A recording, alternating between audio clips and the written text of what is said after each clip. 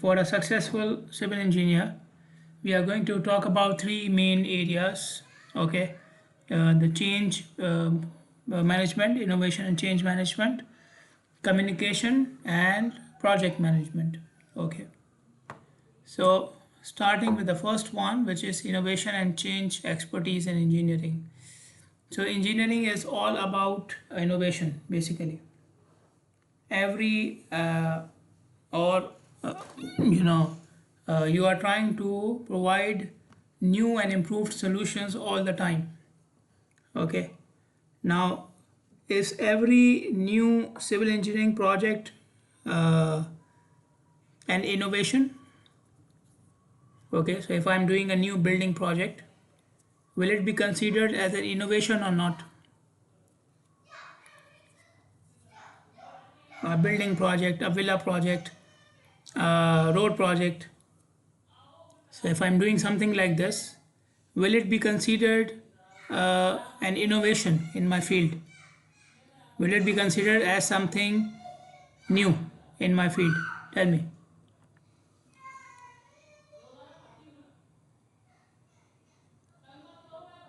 Yes or no?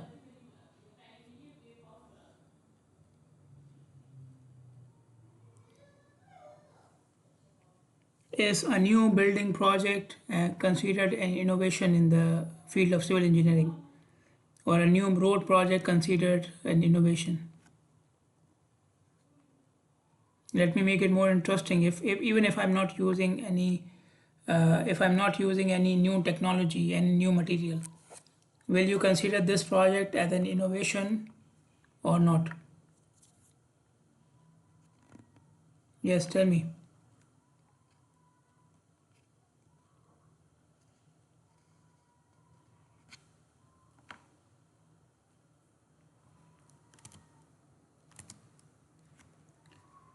Yes or no, please.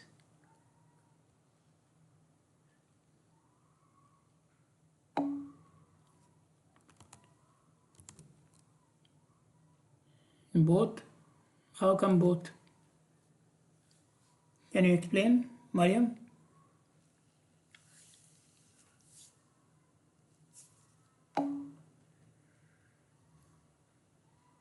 Why, yes, I'm doing the same thing. Building is not something new, right? Why you say yes, it's an innovation?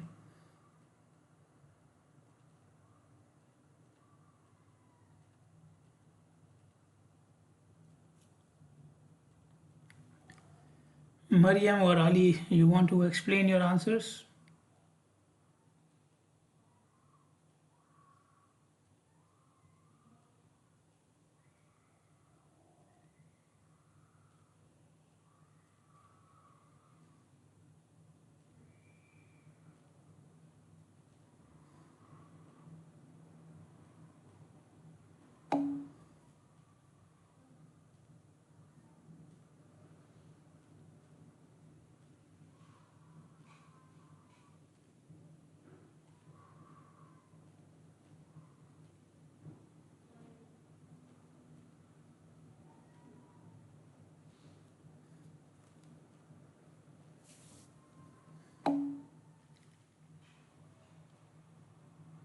But we are not using any new material. Let's say we are just using the old material. We are using the same material which are used in materials which are used in all the projects. Will it still be an innovation?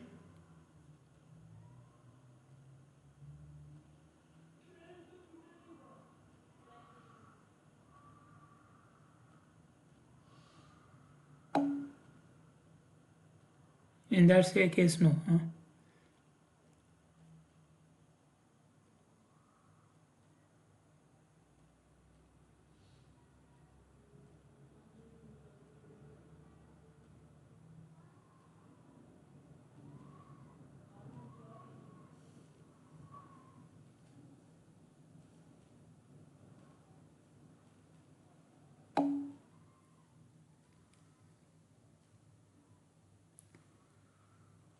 Will normally then both become innovation the moment you improve the existing system. Okay.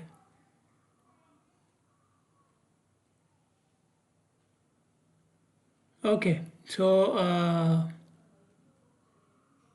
I agree with I agree some to some extent to what Mariam is saying. But the main idea of an engineering project, especially a civil engineering project, is every project is considered unique. Every project in this sense is an innovation, okay, because it has some unique element. Every civil engineering project has some unique element. It may look the same from the outside. So I'm building a two-story villa, and there are already hundreds of two-story villas in the same area. But this one will have something different from the others, okay, in one way or the other way. For example, the timing is different. For example, the weather has changed in Bahrain. So the other villas were constructed in some other weather conditions. This one will be constructed in some other weather conditions. The client is different. So his or her uh, requirements are different. Okay. And yes, we have the obvious innovations if a new material has been used, if a new structure system has been used, if a new equipment has been used, then in that case it becomes automatically something innovative, something unique, and something different.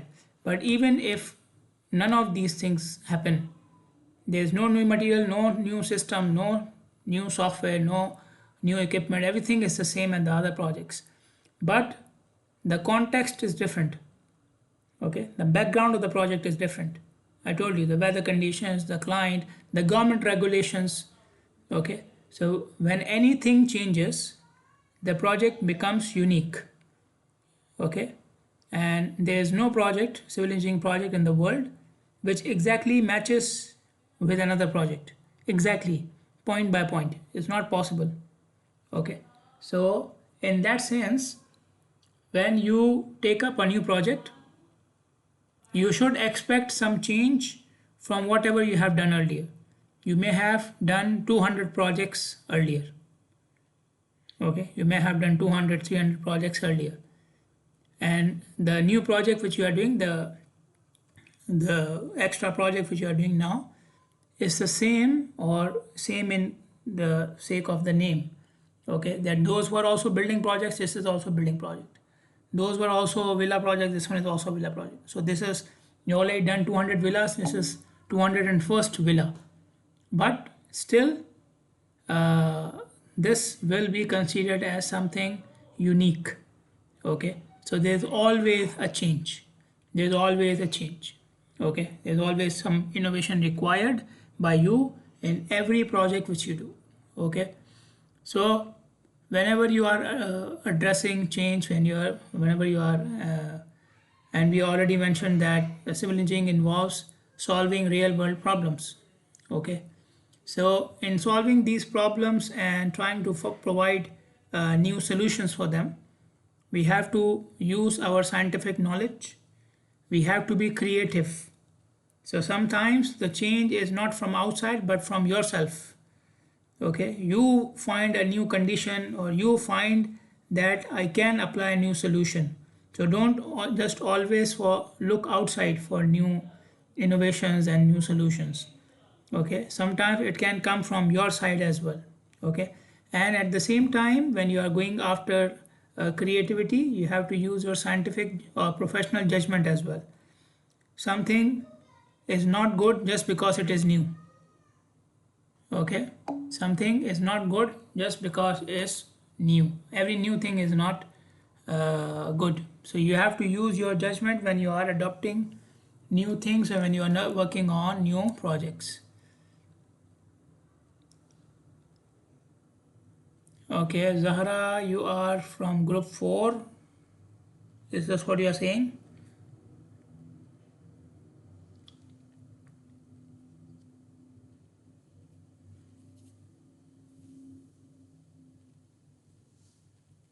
Yes, Zahra, you want to say something? Yes, doctor. Go ahead, go ahead.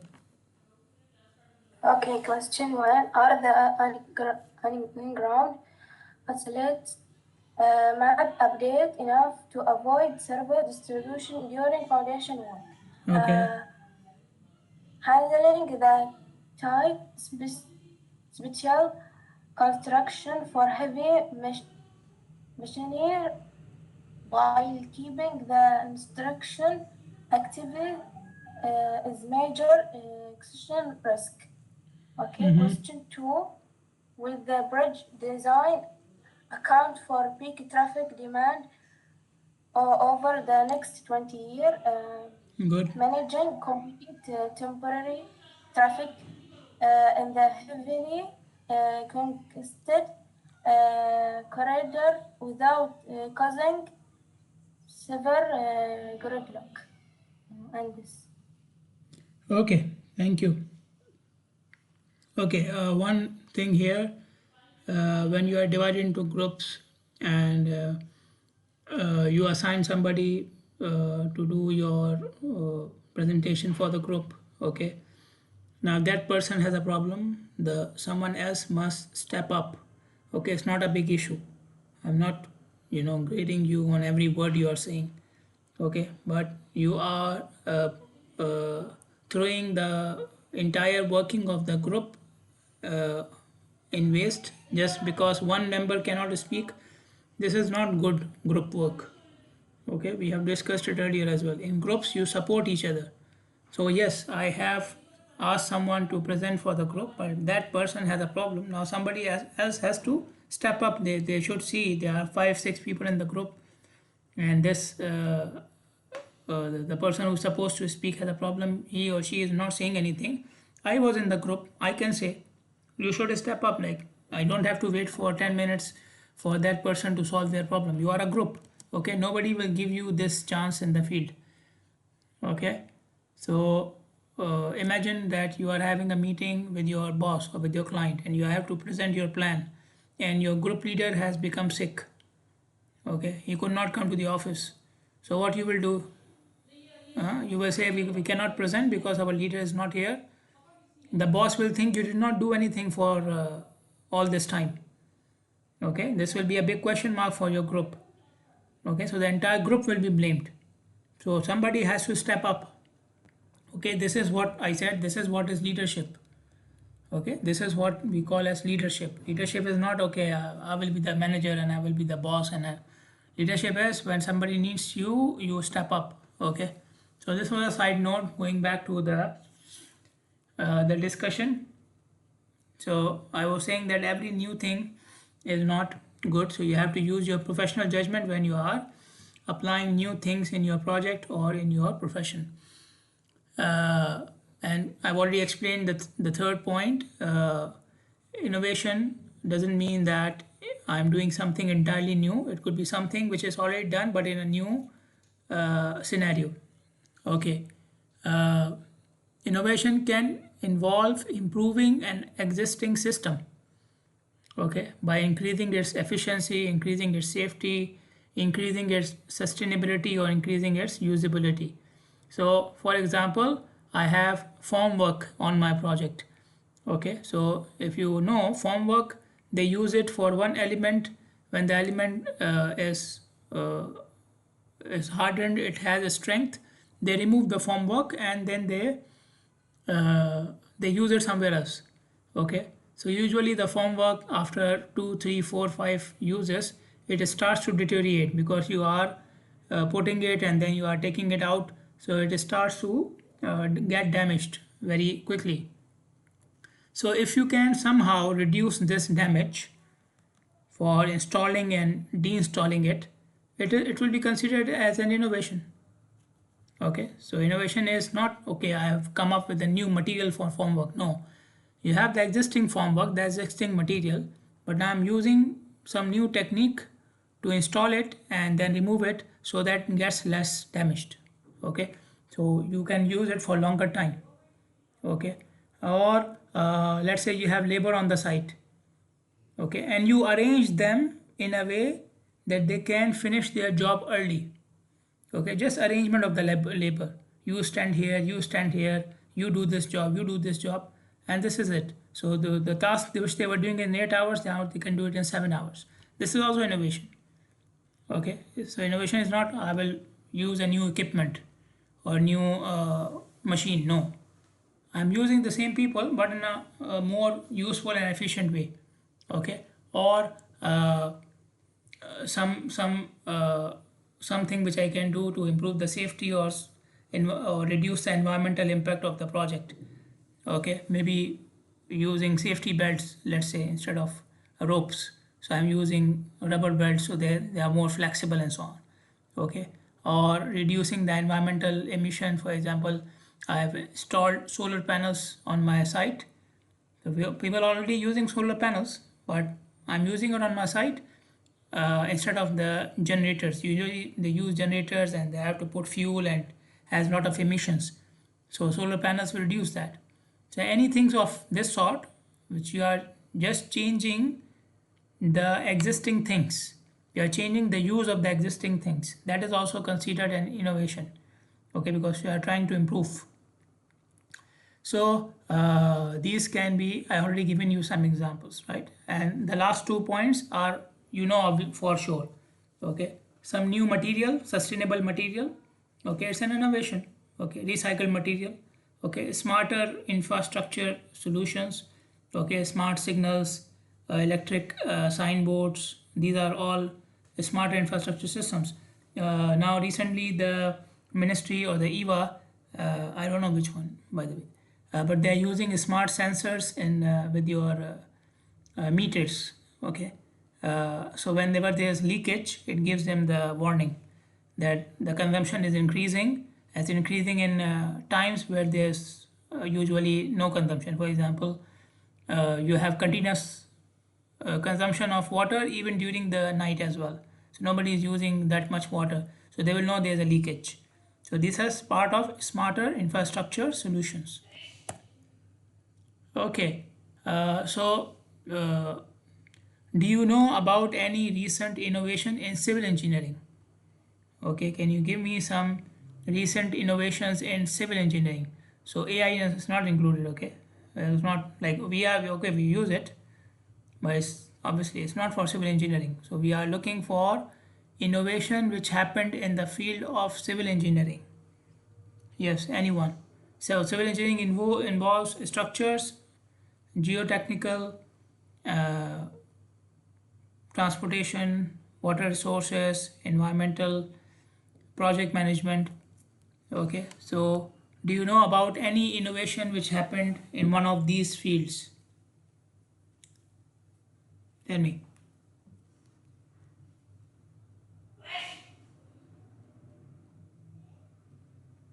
Innovations in the field of civil engineering.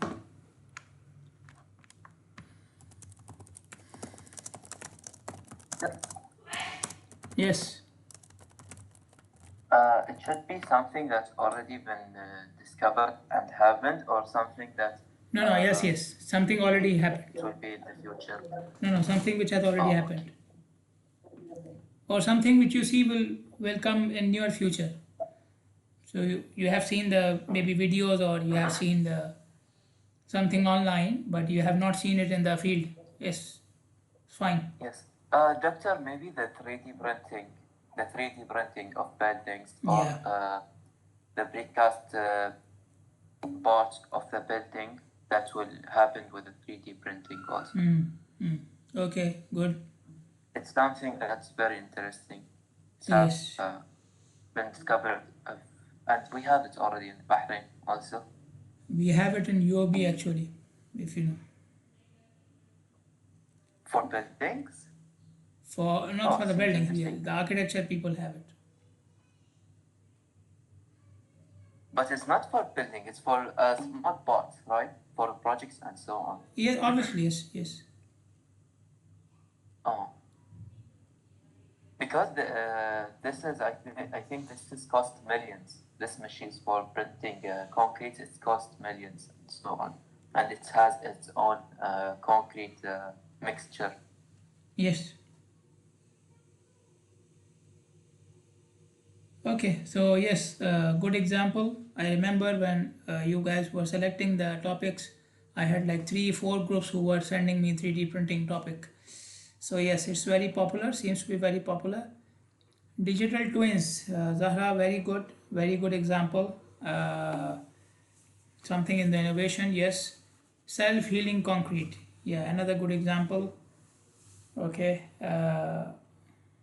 robotics in the field of civil engineering, yes, we don't see it, but something which can be utilized on site work. Actually, they are using robotics for sites which are dangerous, considered dangerous. So you don't see them in normal sites, but if you go to any exhibition or any what they call something like this, okay, exhibition, or where companies come and they show their products, you will always see some robotics shown from by the petroleum companies, Aramco and so on. They are using robotics for their sites because their sites have oil and so on and so forth. Yes, use of drones, yes, drone is a part of robotics, okay, but it's banned here. So and then we have smart traffic systems, yes. Okay, so thank you all. It's been a good response from your side. So moving on, these are some of the innovations which have happened or which can be employed in the field of civil engineering. Uh, so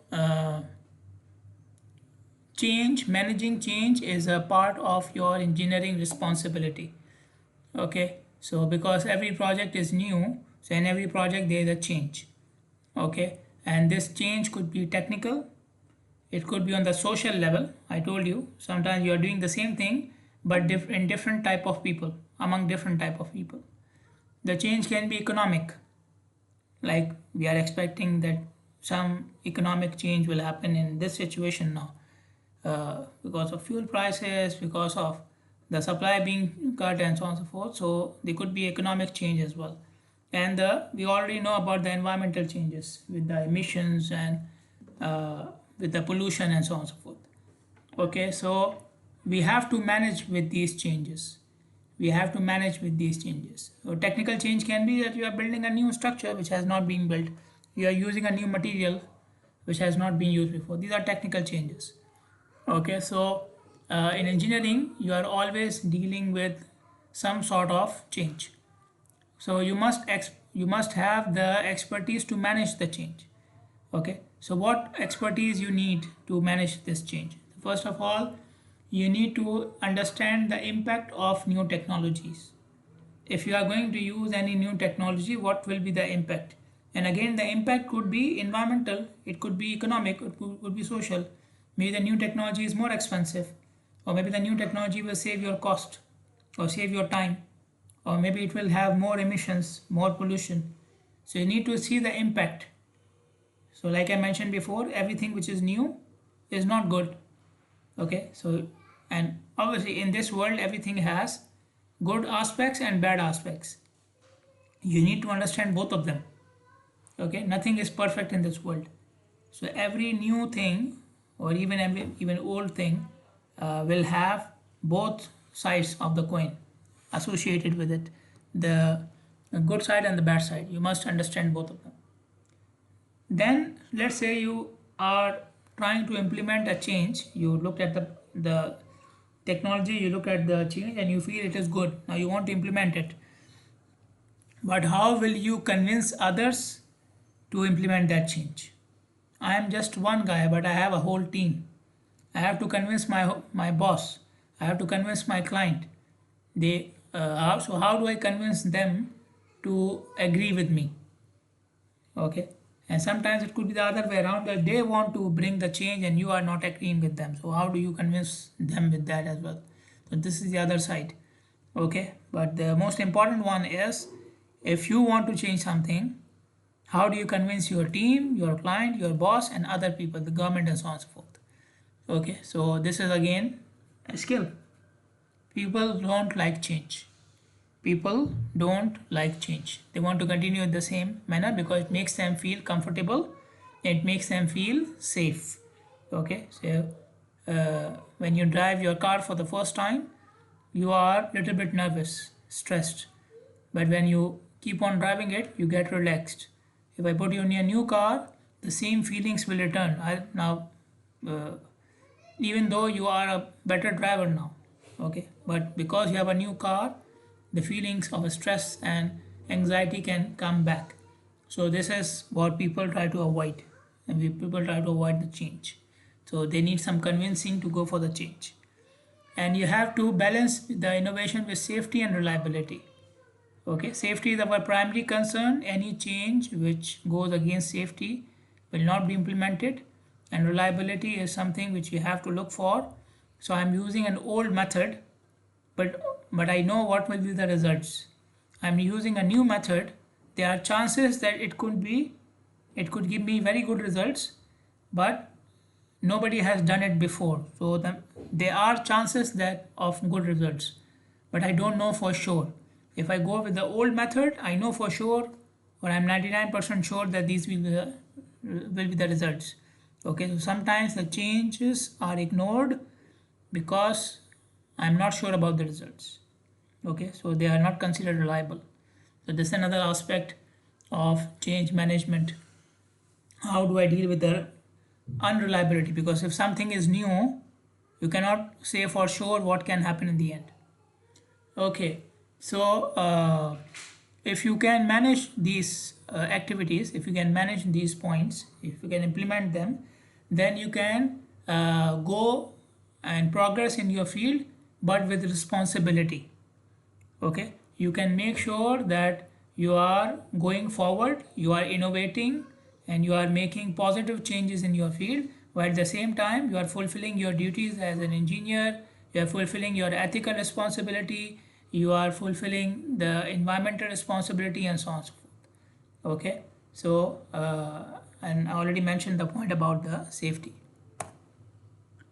So innovations can be ethical, they can be unethical. Okay, so for example, there are two examples given here. Okay, and I'm going to ask you if they are ethical or not. So we have a new chemical. If you mix it in concrete, concrete gets hardened very quickly. So normally concrete hardening happens in hours, and during that time concrete is gaining strength. But now this contractor has come up with a new material, so concrete will harden without the process of gaining the strength. Okay, so is using this material or this chemical in concrete ethical or not? I'm using a new material which make the concrete which will make the concrete harden without gaining strength.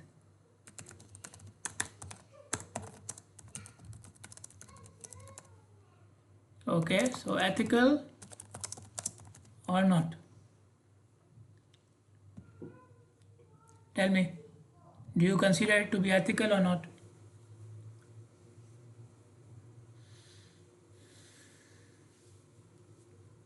Doctor, I think it depends. So if the manager is know about this point, it could be ethical if he knows and if he's agree for the points I have discussed it with him.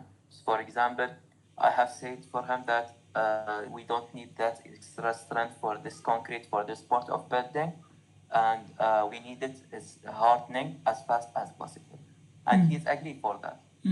So I go on. That's that's considered ethical for sure. Okay, but nobody seems to agree with you. Okay,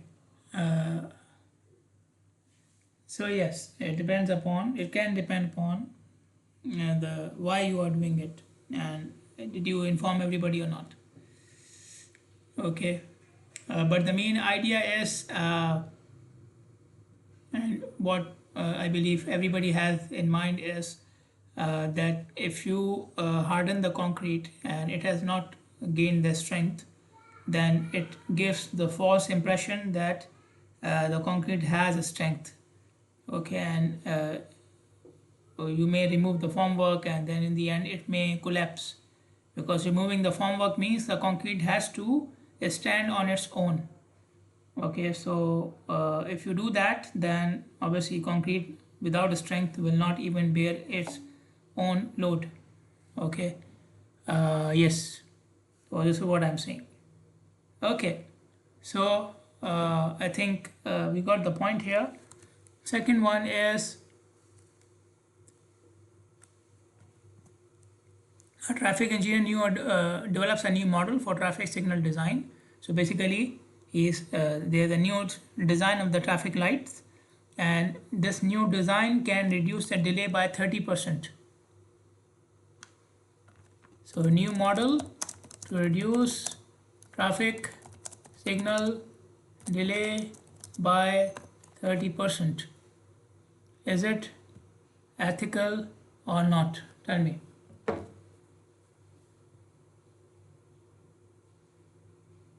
If you come up with a new signal, a new design of the signal, which will reduce the delay by 30%, is this ethical or not?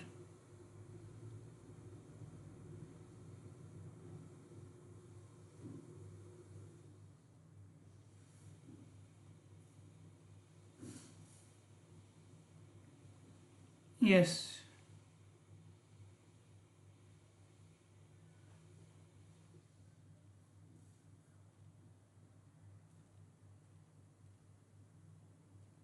What about the others?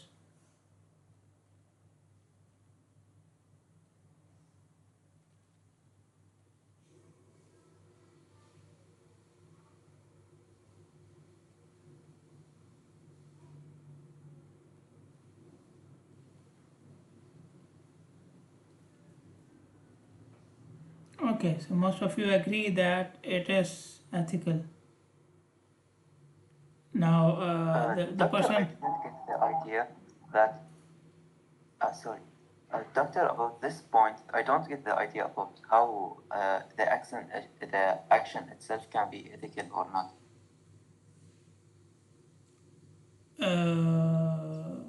The action of developing a new model for the traffic signal.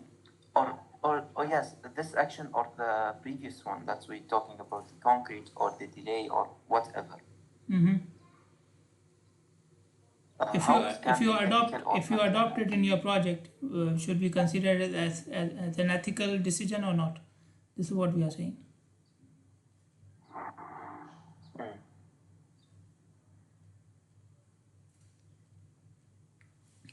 Okay, so most of you agree that it is ethical. Okay, we don't see any downside in it. Okay, so moving on. The point was that whenever we do something, we need to keep in mind that we so if the new chemical may look good, cool, because you just put it in concrete and within minutes it hardens. Okay, so it looks very innovative. Will you go for it? No. Okay, because it may have other impacts. So the point was, even if somebody is saying that it could be ethical, okay, even that person will agree that in order to make it ethical, I have to look at both sides of it. Okay, the plus side as well as the minus side. Okay, so the point of doing this exercise was that you think about, okay, I have something new, but what will be the results of this thing, of this new thing? Okay, so the point is, innovation should always be guided by ethics. You should always look for the risks which are associated with these new solutions.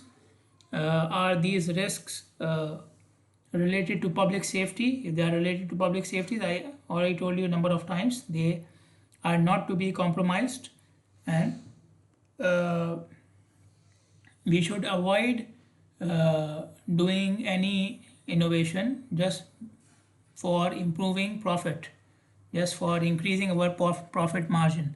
This is completely unethical. Okay, so unless you have real benefits for the project, real benefits in terms of saving time, saving or reducing emissions or improving safety, we should not just do it because it is going for higher profits. Okay, so innovation. So for innovation, the main question is, should we do this or not? Okay, not can we do this. Yes, of course we can. There's something in the market, we can buy it and we can use it. But should we use it or not? This is the main question. So, as a student, you must learn uh, how you will go for innovations. Okay, how will you will understand innovations? You must have the ability to search and create your own innovations as well, and you have to search for it. You have to be updated about it. Okay, when you are learning about innovations, you have to keep in mind your role as well. Okay, that if I try to adopt this innovation, what aspects I have to look for, how will I communicate, how will I convince others, and so on and so forth. And most importantly, you have to look for your ethical responsibilities as well. Okay, the second important aspect of engineering skills and expertise is dissemination of information, distributing the information, which obviously deals with communication. Okay, so you try to communicate knowledge to others. So you have a junior on your in your company, you have a new person on your site. You will try to train them. You will try to make them learn of how things are done on your project in your company. So you are communicating knowledge. Sometimes you communicate decisions. So you are the boss, you are the manager. So you are communicating decisions to your subordinates. Okay, the labor on your site, the other people who are in your company and in your team, and so on and so forth. And sometimes you communicate outcomes, results, and this is normally done for the client and the boss. Okay, so you gave me the responsibility of this project, what have I done with it? Okay, so you communicate different things. Okay, and you are communicating with different types of people. I already gave some examples. You may be communicating your outcomes to your client. You may be communicating outcome to your employer. You may be communicating the project information with the government authorities.